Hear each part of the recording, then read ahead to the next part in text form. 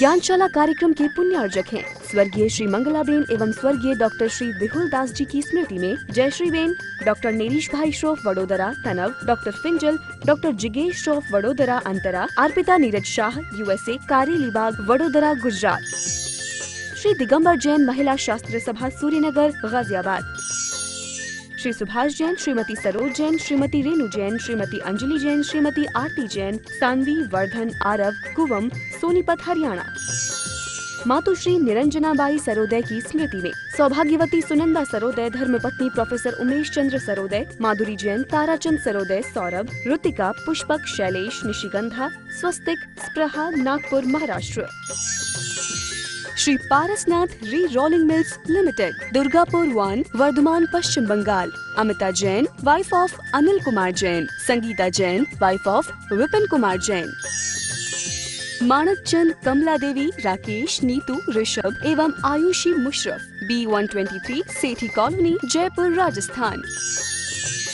राम रतन, रत्नी देवी पाटनी, प्रकाश चंद, सारिका पाटनी, प्राची जैन, कीर्तिश जैन एवं समस्त पाटनी परिवार, मेड़ता सिटी, जिला नागौर, राजस्थान। दिवंगत श्री मोहन लाल जी पाटनी कलकत्ता की पावन स्मृति में सौभाग्यमल राजकुमारी, सुनील, संगीता, साहिल, प्रज्ञा एवं उत्सव कलकत्ता, टीकम सुशीला, नवनीत अनामिका, विकास श्वेता एवं सिद्धांत बेंगलोर, बाबूलाल शकुंतला कलकत्ता, अरविंद रेणु एवं यशवर्धन बेंगलोर। जय जिनेन्द्र यस्य स्वयं स्वभावाप्ति प्रभावे कृष्ण कर्मणः तस्मै संज्ञान रूपाय नमोस्तु परमात्मने। पंच परमेष्ठी भगवान की जय। शिष्य ने फिर पूछा, भगवान, जब आत्म संवेदन होने लगता है, व्यक्ति आत्मा के पास आने लगता है, आता जाता है, उसे कैसे मालूम पड़े कि हाँ ऐसा हो रहा है कि मैं आत्म संवेदन के निकट बढ़ रहा हूँ। तब आचार्य ने अगला श्लोक, 2 श्लोक लिखे, बहुत सुंदर। देखें श्लोक नंबर 37, पेज 42। यथा यथा समायाति संवित्तौ तत्त्वमुत्तमं तथा तथा न रोचन्ते विषया सुलभापि। यथा यथा समायाति, जैसे जैसे आता जाता है अनुभूति में, संवित्तौ तत्वम उत्तमम, शुद्ध आत्मस्वरूप या उत्तम तत्व, अर्थात आत्मा का स्वरूप पहचाना, आत्मा का बार बार चिंतन किया, बार बार विचार करने से आत्मा में रुचि प्रकट हो गई। इसका मतलब अब अपनी अनुभूति में शुद्ध आत्म स्वरूप आने लगा। क्या कह रहे हैं? जैसे जैसे शुद्ध आत्म स्वरूप अनुभूति में आता जाता है, अनुभव में आने लगता है, तथा तथा वैसे वैसे न रोचनते, रुचिकर नहीं होते हैं, विषय सुलभ हो तो भी। कोई राजा महाराजा है, सब तरह के विषय सुलभ हैं, रानियां हैं, वजीर हैं, राजपाट है, घोड़े, संपत्ति, सब कुछ है, लेकिन अगर वो शुद्ध आत्म स्वरूप की अनुभूति उसके पास आ रही है, अब उधर उसकी रुचि नहीं बन सकती, क्योंकि जैसे जैसे आत्म स्वरूप अनुभूति में आता जाएगा, वैसे वैसे बहिरंग जितनी संपत्ति है ना, उस ओर से वो स्वयं हटता ही जाएगा। क्यों हटता जाएगा? उस आत्म स्वरूप की अनुभूति में उसे जो आनंद आएगा, वो आनंद और जो बहिरंग सामग्री में आनंद आता है, वो उसके अंतर को जानता है। ये सुख नहीं, ये तो दुख है, इसलिए वो उनमें नहीं पड़ता और वो धीरे धीरे उसी ओर बढ़ने लगता है। वो तो सोचता है मैं आत्मानुभूति से क्यों हटूं, मैं आत्मानुभूति में ही क्यों ना डूबा रहूं। पंडित जी, ये उत्तम तत्व क्या है? उत्तम तत्व सर्वसे श्रेष्ठ तत्व कौन सा है? जीव। और उस जीव की शुद्ध अवस्था अर्थात मेरे आत्मा का शुद्ध स्वरूप क्या है? यह है उत्तम तत्व। जब वह जीव अपनी शुद्ध अवस्था का भान कर लेता है तब उसका सांसारिक जितने भी बहिरंग वैभव हैं उनमें उसका मन नहीं जाता, क्योंकि वो जानता है इनसे तो मेरी आत्मा अपवित्र होती है, पतित होती है, गंदी होती है। मुझे अपनी आत्मा को और पवित्र बनाना है। मेरा स्वरूप तो ये है और मुझे यहाँ से यहाँ तक जाना है, इसलिए उसकी सुलभ विषयों में भी रुचि नहीं होती। भरत चक्रवर्ती का दृष्टांत हम लोग पढ़ते हैं, आप सबने सुना होगा कि वो एक व्यक्ति घी से भरा दीपक लेकर पूरे रनवास को देखने गया और लौट के आ गया। लौट के आया तो भरत महाराज ने पूछा, देखा मेरी रानियां कैसी हैं? उन्होंने कहा, नहीं महाराज, हमारा ध्यान तो दीपक की ओर लगा रहा। इसी तरह भोग सारे भोगता है लेकिन रुचिवंत नहीं होता। क्यों? उसकी रुचि नहीं है। भरत महाराज छायक सम्यक दृष्टि थे। छायक सम्यक दृष्टि की रुचि संसार में हो कैसे सकती है? इसीलिए लिखा है उन्होंने, बीज राख फल भोग वे, ज्यों किसान जग माहि, त्यों चक्री नर सुख करे, त्यों चक्री नृप सुख करे, पर धर्म विसारे नाहि। राजा बन के बैठता है, राज सुख को भोगता है, धर्म को नहीं भूलता। क्यों नहीं भूलता? वही उसकी रुचि है। ये बहिरंग जो कुछ मिले हैं ये तो उसको भोगने पड़ रहे हैं, भोगने की इच्छा थोड़ी है। पंडित जी, भरत चक्रवर्ती को अगर राजपाट अच्छा नहीं लगता था तब वह दिग्विजय करने क्यों गए? इसके बारे में ये कथा छोटी सी हमने पढ़ी थी। जिस समय महाराजा भरत दिग्विजय के लिए जा रहे थे, उनकी माँ बड़ी प्रसन्न थी। प्रसन्न क्यों थी? प्रसन्न इसलिए थी, आज मेरा बेटा ओहो चक्रवर्ती बनने के लिए प्रस्थान करेगा। उसने जब रत्नों के चूर्ण का टीका भरत चक्रवर्ती के माथे पर लगाया तो उनकी दोनों आंखों से आंसू बहने लगे। भरत चक्रवर्ती ने पूछा, अभी चक्रवर्ती हुए नहीं थे, अभी तो महाराज भरत थे। उन्होंने पूछा, माँ तुम्हारी आंख में आंसू क्यों? किस बात का कष्ट है तुम्हें? माँ ने उत्तर दिया, बेटा, जिसका बेटा चक्रवर्ती बनने दिग्विजय के लिए जा रहा हो उसकी खुशी का क्या ठिकाना हो सकता है, इसलिए मेरी आंखों में से आंसू झर रहे हैं। बात इतनी हो गई, लेकिन माँ ने देखा भरत चक्रवर्ती की आंख से भी आंसू गिर रहे थे। तो माँ बोली, बेटा मैं तो इसलिए बड़ी खुश हूँ, लेकिन तेरी आंख से आंसू क्यों गिर रहे हैं? भरत चक्रवर्ती ने कहा, माँ मैंने सुना है दिग्विजय में 60,000 वर्ष लगेंगे। 60,000 वर्ष तक मैं तीर्थंकर ऋषभदेव भगवान की दिव्य ध्वनि नहीं सुन पाऊंगा। इस बात का मुझे दुख है। मेरे ये आंसू तो दुख के हैं। संपत्ति के लिए जाना पड़ रहा है दिग्विजय के लिए, फिर भी इच्छा जाने की नहीं है। मन कहाँ लगा है? भगवान आदिनाथ की दिव्य ध्वनि में मन लगा हुआ है। ओहो 60,000 वर्ष तक ये मनुष्य पर्याय के 60,000 वर्ष मेरे बेकार जा रहे हैं। राजपाट में लगने के लिए, कम्मेज जीतने के लिए, लोगों को अपने अधीन करने के लिए जा रहा हूँ, इस बात का दुख है, उसको सुख नहीं। इसी तरह ज्ञानी को इस तरह इंद्रिय विषयों की प्राप्ति अगर मजबूरी में होती भी है ना, तो वो उन्हें आसक्ति पूर्वक नहीं भोगता, उनमें उसकी लगन नहीं है। क्यों लगन नहीं है? वह उसका स्वरूप नहीं है।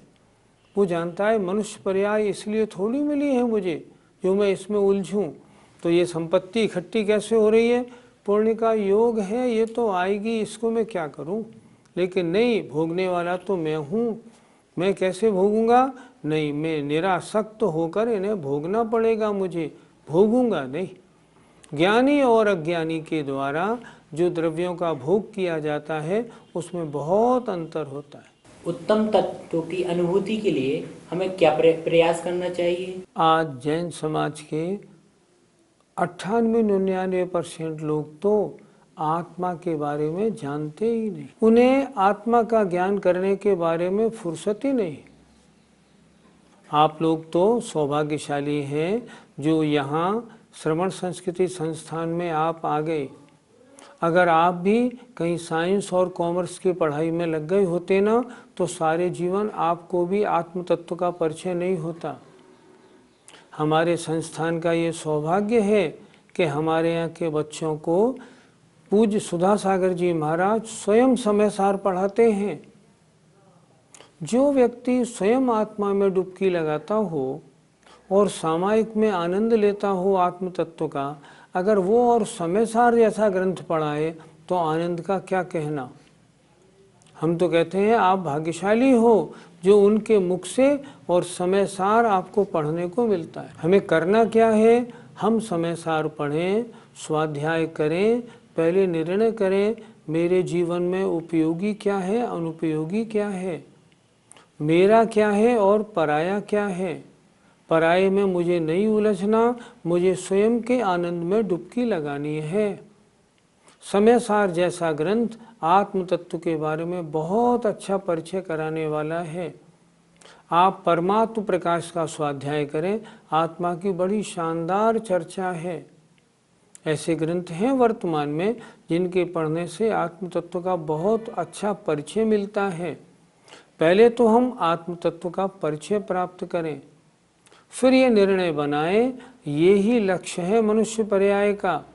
मैंने लाखों कमा लिए, करोड़ों कमा लिए, बच्चे पैदा कर लिए, बच्चों के लिए घर सामग्री बना दी, ये मेरी मनुष्य पर्याय का लक्ष्य नहीं। फिर क्या करें, फिर अपने उस आत्म तत्व की ओर बढ़ चलें, आगे बढ़ें।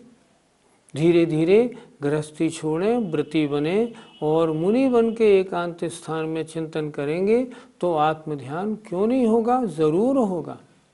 वर्तमान में शुद्धोपयोग का या आत्मचिंतन का अभाव कहीं भी नहीं लिखा। मनुष्यों को होगा क्यों नहीं, लेकिन करना ये पड़ेगा कि उसके जो साधन नहीं, विपरीत साधन हैं, ऐसे घर गृहस्थी से हटना पड़ेगा। हम ऐसा करें, जब तक गृहस्थी में है तब तक आत्म तत्व का परिचय खूब प्राप्त करें।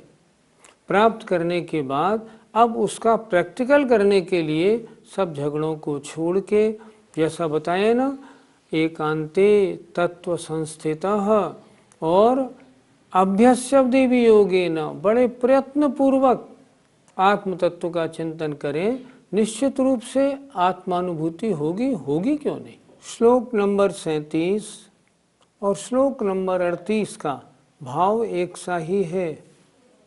उन्होंने बताया क्या होने पर क्या होता है, और यदि ऐसा होने लगे तो समझना ये हो रहा है। यथा यथा न रोचन्ते विषया सुलभावपि तथा तथा समायाति संवित्तौ तत्त्वमुत्तमम्।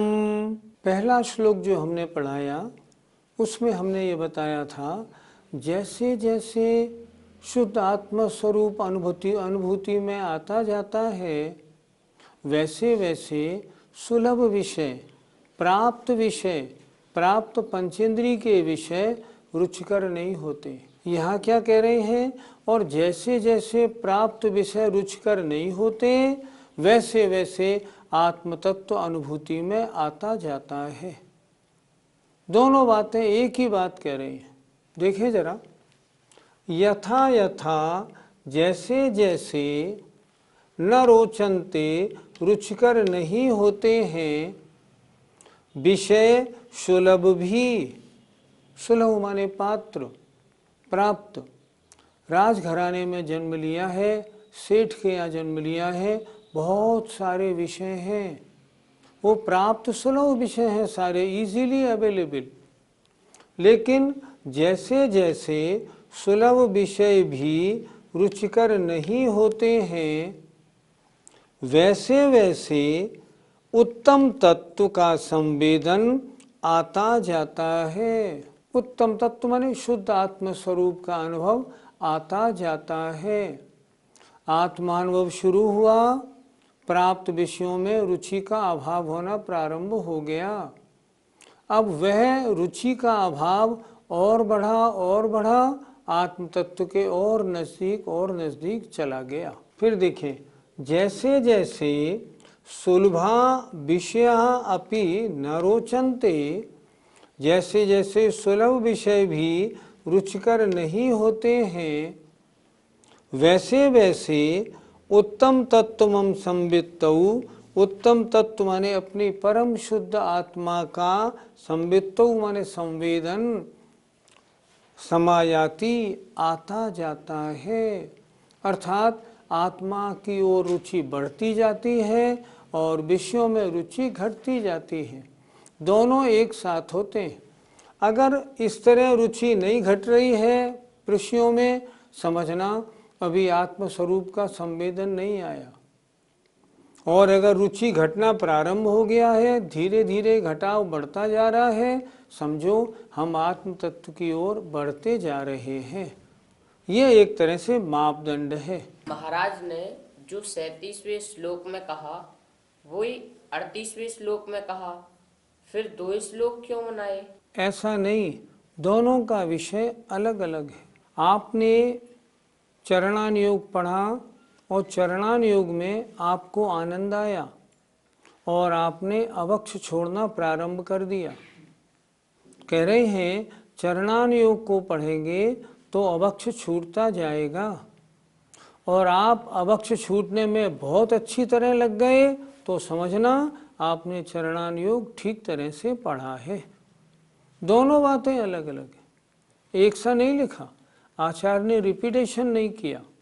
वहाँ उन्होंने बताया था जैसे जैसे आत्मस्वरूप अनुभूति में आता जाता है, वैसे वैसे प्राप्त विषय रुचिकर नहीं होते।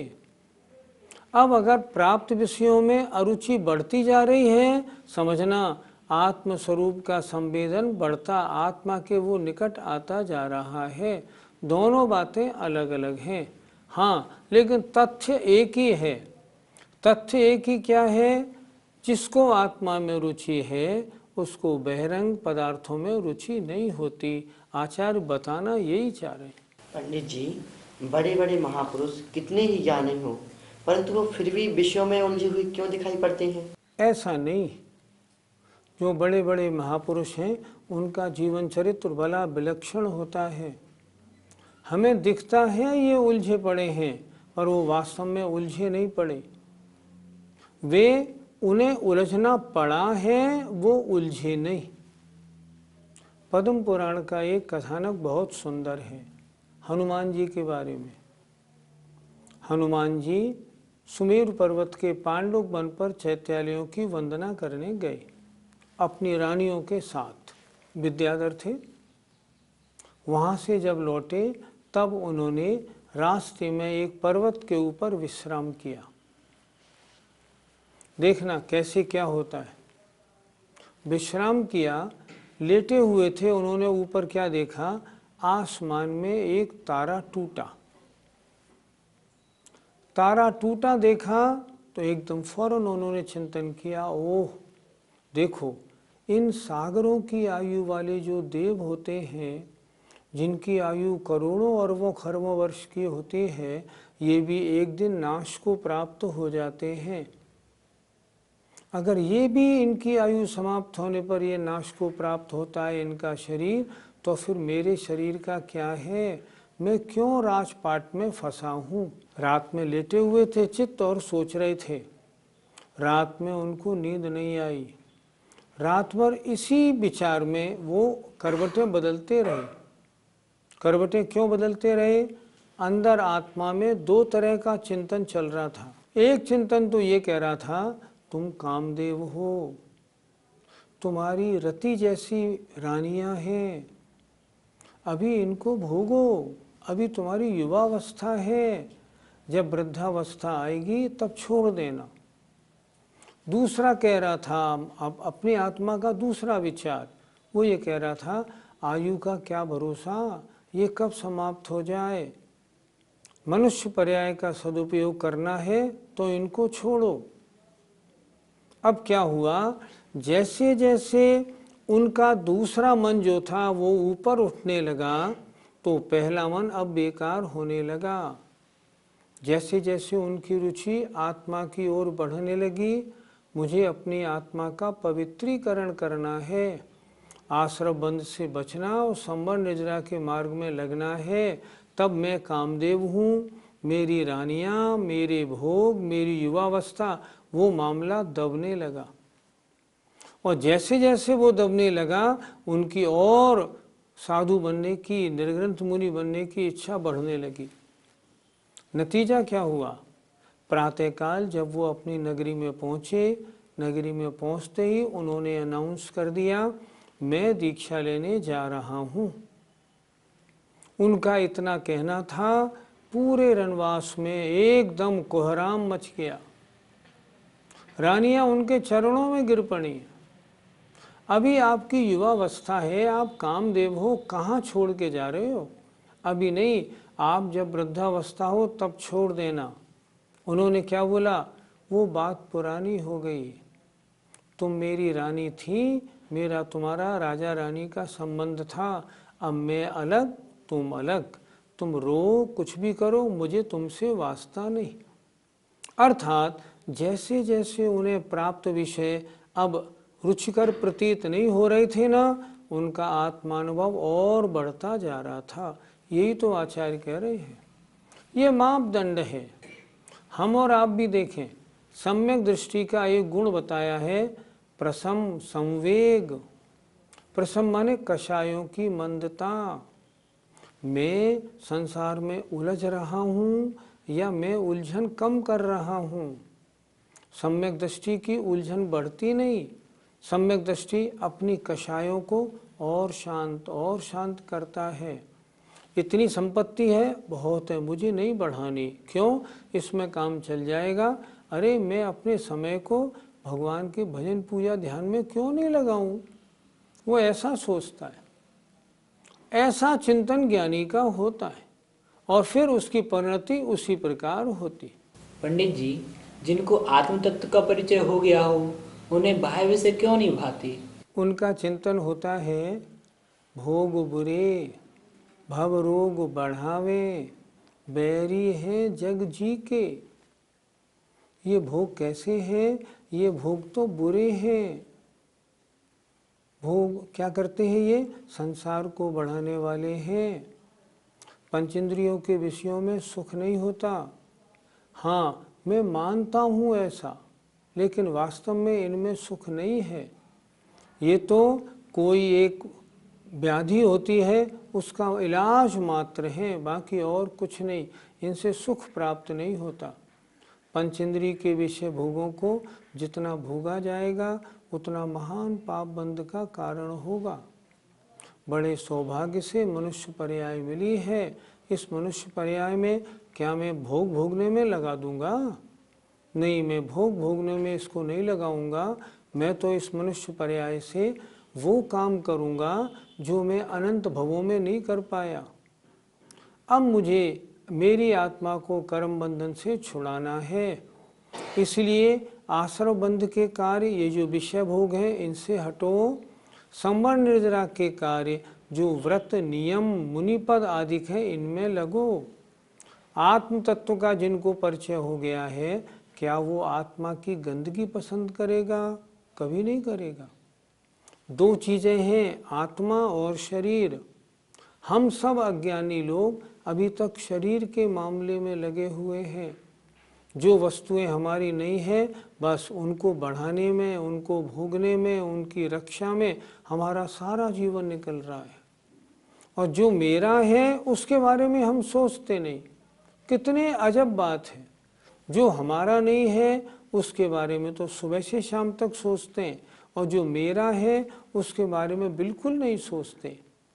जो ज्ञानी होता है वो समझता है, मैं तो आत्मा हूँ, सुबह से शाम तक क्या काम करूँगा जिसमें मेरी आत्मा और पवित्र होगी और उच्च बनेगी और शुद्ध होगी। आत्मा पे लगा मैल धुलेगा, मैं वो काम करूँ। इसलिए वह पंचेंद्रियों के भोगों में नहीं लगता।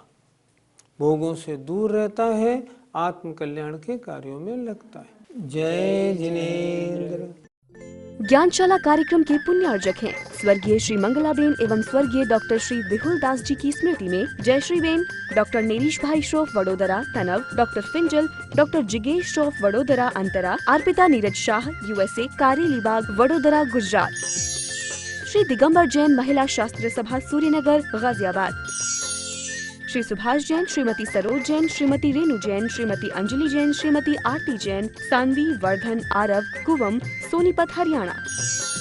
मातुश्री निरंजनाबाई सरोदय की स्मृति में सौभाग्यवती सुनंदा सरोदय, धर्मपत्नी professor Umesh Chandra Saroday, Madhuri Jain, Tarachand Saroday, Saurabh, Ritika, Pushpak, Shailesh, Nishigandha, Swastik, Spraha, Nagpur Maharashtra. Shri Parasnath re rolling mills limited, Durgapur 1, Vardhaman Paschim Bangal. Amita Jain, wife of Anil Kumar Jain, Sangeeta Jain, wife of Vipin Kumar Jain. Manak Chand, Kamla Devi, Rakesh, Neetu, Rishabh एवं आयुषी मुशरफ, B123 सेठी कॉलोनी, जयपुर राजस्थान। राम रतन, रत्नी देवी पाटनी, प्रकाश चंद, सारिका पाटनी, प्राची जैन, कीर्तिश जैन एवं समस्त पाटनी परिवार, मेड़ता सिटी, जिला नागौर, राजस्थान। दिवंगत श्री मोहन लाल जी पाटनी कलकत्ता की पावन स्मृति में सौभाग्यमल राजकुमारी, सुनील संगीता, साहिल प्रज्ञा एवं उत्सव कलकत्ता, टीकम सुशीला, नवनीत अनामिका, विकास श्वेता एवं सिद्धांत बेंगलोर, बाबूलाल शकुंतला कलकत्ता, अरविंद रेणु एवं यशवर्धन बेंगलोर।